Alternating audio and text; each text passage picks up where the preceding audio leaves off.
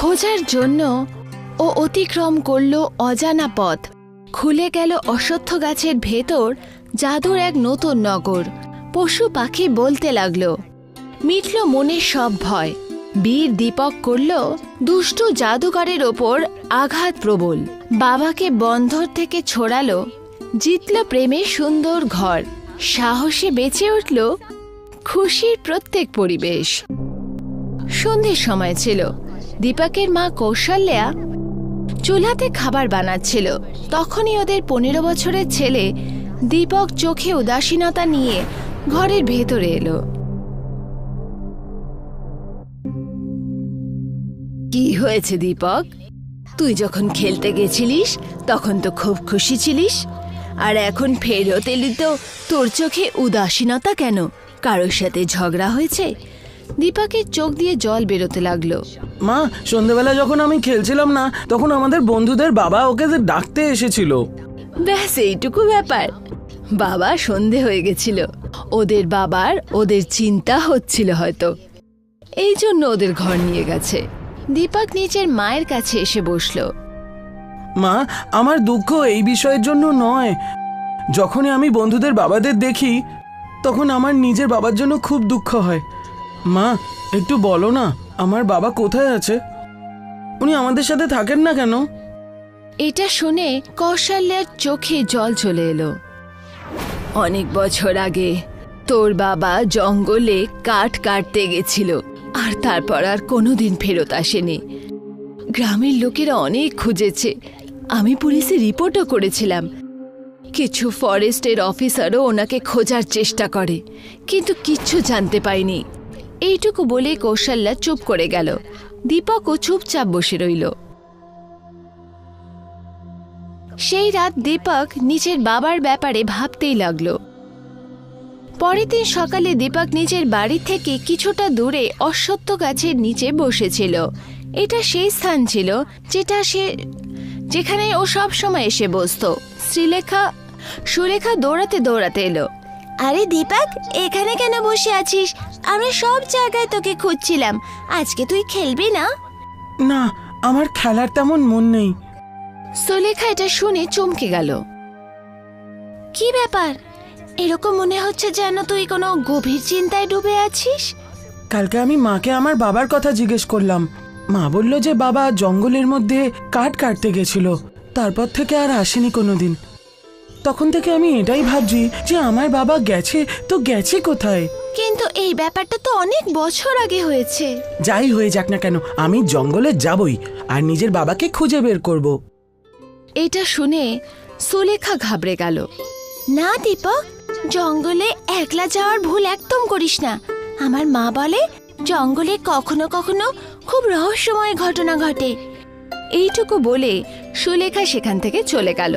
কিন্তু ওর কথা দীপকের মনে যেন বসে গেল। আস্তে আস্তে পায়ে দীপক নিজের বাড়ি ফিরল। ও বাক্স থেকে নিজের বাবার ছবি বার করলো আর মন দিয়ে দেখতে লাগলো। বাবা, আমার তোমার কথা খুব মনে পড়ছে। তোমার খুব খামতি অনুভব করি আমি তোমার কাছে একদিন আসব। এইটুকু বলে ও ছবি নিজের পকেটে রেখে নিল। সেই দিন থেকেই দীপক নিজের বন্ধুদের সাথে খেলা বন্ধ করে দিল আর রোজ জঙ্গল যেতে লাগলো। দীপক রোজ জঙ্গল যেত, ঘন্টা ঘন্টা ঘুরে বেড়াতো, আর তারপর ক্লান্ত হয়ে সন্ধেবেলায় বাড়ি ফিরত।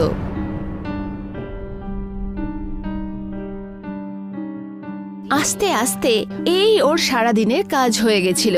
এখন আমি জঙ্গলের গভীরে গিয়ে নিজের বাবার খোঁজ নেওয়ার চেষ্টা করব। না বলে দীপক জঙ্গলের গভীর জঙ্গলে এগিয়ে গেল। যেই ও ভেতরে পা দিল, ওর নজর সামনে দাঁড়ানো পুরনো রহস্যময় বৃক্ষের দিকে গেল। দীপক আস্তে আস্তে পায়ে সেই বিশাল বৃক্ষের সামনে পৌঁছালো। ও তার চারপাশে ঘুরতে লাগলো। তখনই হঠাৎ গাছের মোটা অংশ থেকে একটা গোল রং বেরঙের দরজা প্রকট হলো। এটা কি হলো? হঠাৎ এই গাছটার মাঝখানে দরজার মতন কেন দেখতে পাচ্ছি? এটা তো একদম একটা পোর্টালের মতন মনে হচ্ছে, যেমন হলিউডের সিনেমার মধ্যে দেখানো হয়। পর মুহূর্তেই সেই গোল দরজার ভেতর থেকে একটা বিচিত্র আওয়াজ শোনা গেল। দীপকের অ্যাডভেঞ্চার বেড়ে গেল। ভয় আর উৎসাহের মাঝে ও সাহস জোটালো আর আস্তে আস্তে সেই দরজার ভেতরে প্রবেশ করলো। দরজার ভেতরে প্রবেশ করতেই দীপক নিজেকে এক অন্য জঙ্গলে দেখতে পেল। এই জঙ্গল আগের জঙ্গলের থেকে একদম আলাদা আর অদ্ভুত ছিল। এটা তো খুব সুন্দর একটা জঙ্গল। এত সুন্দর জঙ্গল তো আমি আমার জীবনে কখনো দেখিনি। আমার মনে হচ্ছে যেন আমি পৃথিবীতেই আছি। কিন্তু আজব ব্যাপার, আমার জঙ্গলে তো এই সময় দুপুরের সময় হয়েছিল, এখানে তো সন্ধ্যা হয়ে আছে। অবশেষে এটা কোন জায়গা? তখনই হঠাৎ ওর কানে একটা জোরদার খুব গম্ভীর আওয়াজ শুনতে পেল। দীপক ভয় পেয়ে গেল। আরে বাবারে, এটা তো কোনো সিংহের আওয়াজ মনে হচ্ছে। আমার তাড়াতাড়ি এখান থেকে পালানো উচিত। দীপক আবার সেই দরজার দিকে ঘুরতেই যাচ্ছিল, তখনই ওর কানে একটা হালকা আওয়াজ শোনা গেল। পালিও না, আমাকে সাহায্য করো, আমি ব্যথা পেয়েছি। দীপক চমকে উঠল। ও এদিক ওদিক দেখল। এখানে তো আমি কাউকে দেখতেই পাচ্ছি না। ও আওয়াজের দিশায় আগে এগোলো। কিছু দূর যাওয়ার পরও দেখল একটা সিংহ আঘাত অবস্থায় গাছের নিচে বসে কাতরাচ্ছে। আমাকে এরম করে দেখো না, আমার সাহায্য করো। সিংহকে মানুষের আওয়াজে বলতে দেখে দীপক চমকে উঠল। আরে বাবারে, এই জঙ্গলি জন্তু জানোয়ার তো মানুষের আওয়াজে কথা বলে না। এটা আমার পৃথিবী হতে পারে না। তুমি ঠিক বলেছ, এটা তোমার পৃথিবী নয়, বরঞ্চ এটা অন্য একটা জগৎ। এখানে পশু পাখি সব মানুষের আওয়াজে কথা বলে। তোমার দুনিয়ার সিংহরা বেশি শিকারী হয়, কিন্তু এখানে তেমনটা হয় না। দীপকের ভয় একটু কম হলো। তাহলে তোমার জঙ্গলের রাজা কে? আমাদের জঙ্গলের রাজাও সিংহই হয়। এর মানে এই বিষয়টা তো ঠিক যে প্রত্যেকটা জঙ্গলের রাজা সিংহই হয়। এবার বলো, আমি তোমাকে কিভাবে সাহায্য করতে পারি? এখান থেকে একটু দূরেই একটা পুকুরের পাশে একটা গুহা আছে, ওইখানেই তুমি একটা কচ্ছপকে পাবে। ওকে বলবে যে জঙ্গলের রাজা ব্যথা পেয়েছে, ও তোমাকে একটা জড়িবুটি দেবে। এই জঙ্গলের জড়িবুটির জ্ঞান শুধু ওর কাছেই আছে। ওর ওই জড়িবুটি দিয়েই আমি ঠিক হয়ে যাব। ঠিক আছে, তুমি চিন্তা করো না, আমি আজকেই ওই গুহার দিকে যাচ্ছি। অনেক দূর অবধি পায়ে হেঁটে যাওয়ার পর দীপক একটা সুন্দর পুকুর দেখতে পেল। পুকুরের সামনে একটা খুবই প্রাচীন গুফা ছিল। মনে হচ্ছে এটাই সেই গুহা যার ব্যাপারে ওই ব্যথা পাওয়া সিংহটা বলেছিল। দীপক গুফার ভেতরে প্রবেশ করলো। ভেতরেও দেখল একটা বুড়ো কচ্ছপ শান্ত হয়ে বসে আছে। কে তুমি? তোমাকে দেখে তো আমাদের পৃথিবীর মনে হচ্ছে না। দীপক পুরো ঘটনা কচ্ছপকে শোনালো। আমার দুনিয়ার গাছে একটা দরজা তৈরি হয়েছিল, আর ওই দরজা দিয়েই আমি তোমার দুনিয়াতে এসে পৌঁছেছি। ওখানে এসে আমি একটা ব্যথা পাওয়া সিংহ দেখলাম। ও আমাকে বলল তোমার কাছে আসতে। আমি কাউকে দুঃখই দেখতে পারি না কখনো। কচ্ছপ মন দিয়ে দীপকের দিকে তাকালো। আসো আমার সাথে। এখানেই কাছে একটা ঝর্ণা আছে, যার পাশে কিছু জড়িবুটি রয়েছে। ওই জড়িবুটিগুলো আমি কাটতে পারবো না, কিন্তু তুমি কাটতে পারবে, কারণ তুমি মানুষ। এইটুকু বলে সেই বুড়ো কচ্ছপ আস্তে আস্তে আগে এগোলো। দীপক ওর পেছন পেছন চলতে লাগলো। কচ্ছপ দীপককে ঝর্ণার কিনারায় নিয়ে এলো। ঝর্ণার আশেপাশে অদ্ভুত রং বেরঙের চকমকে গাছ ছিল। পুরো স্থান কোনো জাদুই লোক মনে হচ্ছিল। এই রঙিন জড়িবুটিগুলোকে ধরে তুমি ছিঁড়ে নাও, আর এইগুলোই জঙ্গলের রাজাকে ঠিক করতে পারবে। এটা তো খুবই আজব জড়িবুটি মনে হচ্ছে। কেন এরকম রঙে চমক করছে? কারণ এটা পৃথিবী নয়, এখানে জড়িবুটিগুলো এইভাবেই রং বেরঙের চকমক করে। দীপক কচ্ছপের বলা জড়িবুটি সাবধানের সাথে ছিঁড়ল, আর তারপর ওর সাথে সিংহের কাছে ফেরত এলো। সিংহের ঘায়ের ওপর এই জড়িবুটিগুলো লাগিয়ে দাও। দীপক জড়িবুটি সিংহের আঘাতের উপরে লাগিয়ে দিল। কিছুক্ষণের মধ্যে সিংহ ঠিক হয়ে গেল। এবার আমার যাওয়া উচিত, আমার মা আমার অপেক্ষা করছে। কচ্ছপ আস্তে আস্তে দীপকের কাছে এলো। না, থেকে যাও, এই জঙ্গলটার তোমার দরকার। যেইভাবে তুমি জঙ্গলের রাজার সেবা করেছো, ওর মনে হয় যে তুমি এই জঙ্গলের খুব কাজে লাগবে। তোমাকে এখানে থাকতে হবে। না না, আমি এখানে থাকতে পারবো না। তোমার দুনিয়াটা সুন্দর, কিন্তু আমি এই দুনিয়ার নয়। আমাকে আবার ফিরে যেতে হবে। তুমি বুঝতে পারছো না, যেই রকম ভাবে সিংহ রাজা আহত ছিল, তেমনি এই জঙ্গলে প্রচুর মানুষ আহত হয়। তুমি ওদের সাহায্য করতে পারবে। তুমি সেই মানুষ মনে হয় যার আমাদের অপেক্ষা ছিল। তুমি কি বলতে চাইছো? আমাদের এই জঙ্গলে একটা ভবিষ্যৎবাণী আছে। সেই অনুসারে পৃথিবী থেকে আসা একটা বাচ্চা আমাদেরকে বিপদ থেকে বাঁচাবে। যেইভাবে তুমি সিংহ রাজার সাহায্য করেছো, তার থেকে বোঝা যায় যে তুমি সেই বাচ্চাই। দেখো, এইসব গল্প আমি সিনেমায় অনেক দেখেছি। আমি তো একটা বিশেষ কারণে এসেছি। কিন্তু তুমি যদি বলো, আমি কালকে আবার আসবো। এইটুকু বলেই দীপক আবার সেই গোল দরজার ভেতরে চলে গেল আর নিজের দুনিয়ায় ফেরত। তুই কোথায় চলে গেছিলিস? আমি কতক্ষণ তোর অপেক্ষা করছিলাম। গ্রামে তোর বন্ধুদের জিজ্ঞেস করলাম, তো ওরা বলল তুই নাকি দেখাই করিসনি। তুই গেছিলিস কোথায়? না মা, আমি শুধু জঙ্গলে ঘুরতে চলে গেছিলাম। এটা শুনে কৌশল্যা ভয় পেয়ে গেল। দীপক, এবার আর জঙ্গলে যাস না। তুই জানিস তো, তোর বাবা জঙ্গল গেছিল আর কোনোদিন ফেরত আসেনি। তোর বাবার যাওয়ার দুঃখ তো আমি সহ্য করেছি, কিন্তু আমি তোকে হারাতে পারবো না। দীপক চুপ রইল আর নিজের ঘরে চলে গেল। সারা রাত ও সেই রহস্যময় জঙ্গলের ব্যাপারেই ভাবতে লাগলো। খুবই আজব কথা, আমার সামনে আবার এই গোল দরজাটা প্রকট হয়ে গেল। এইটুকু বলেই দীপক দরজার ভেতরে প্রবেশ করলো আর পর মুহূর্তেই সেই রহস্যময় জঙ্গলে পৌঁছে গেল। মনে হয় তুমি আমারই অপেক্ষা করছিলে। তখনই সিংহ রাজা সেখানে পৌঁছালো। হ্যাঁ, কারণ আমাদের জঙ্গলের পশু পাখি বিপদে আছে। চলো, তোমার দরকার আছে আমাদের।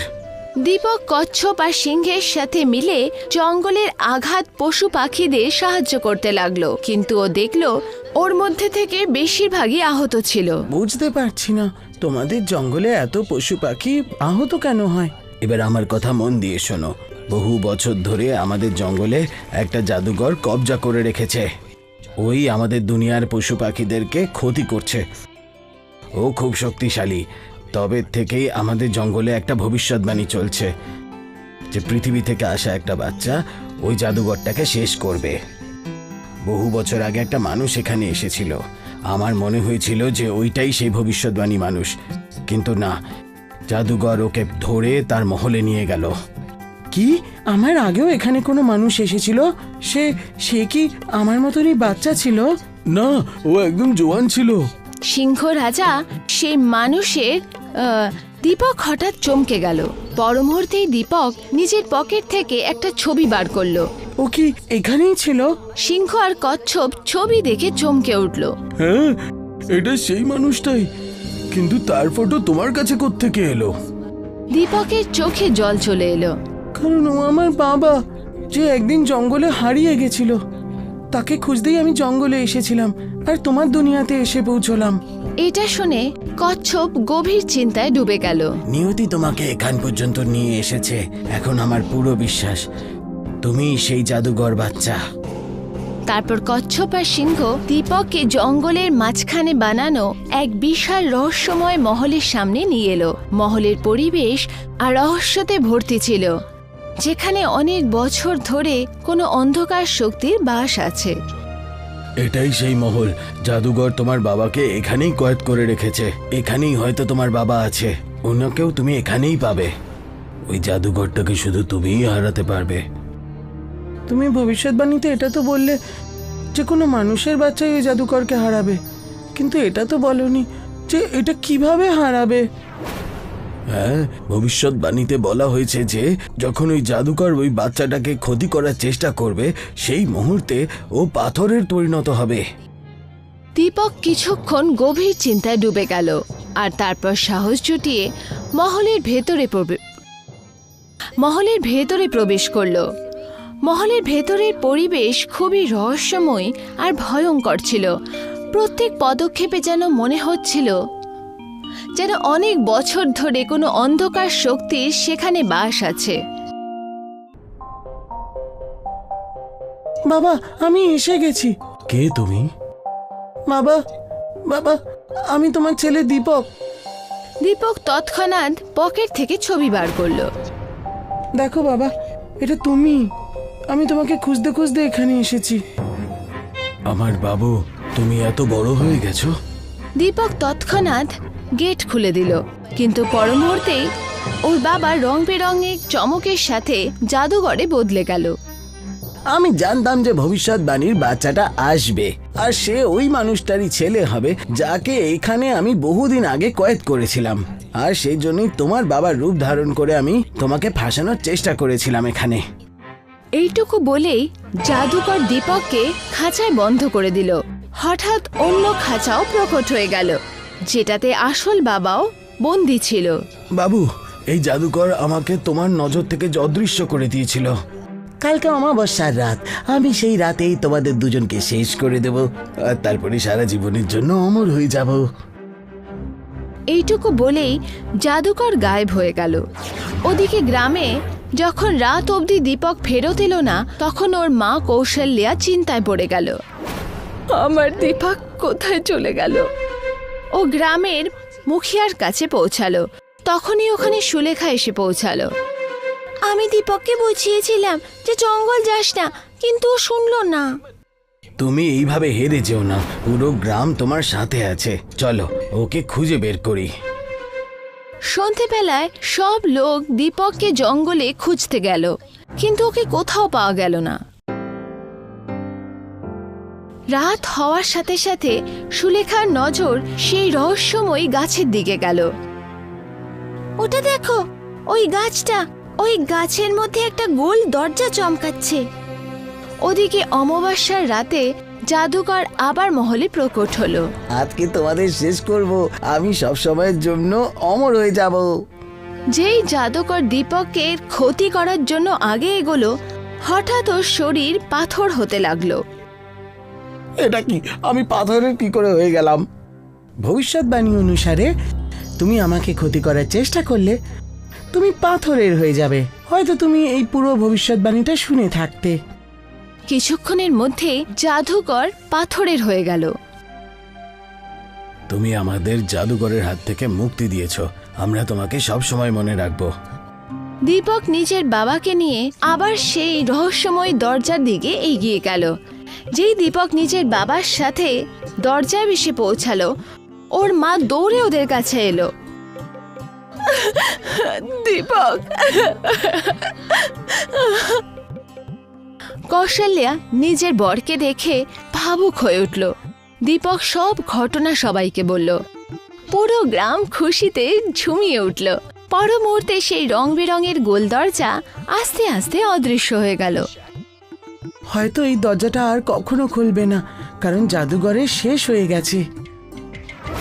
দীপক নিজের মা বাবার সাথে বাড়ি ফেরত এলো। এখন ওর পরিবার আবার পূরণ হয়ে গেছিল।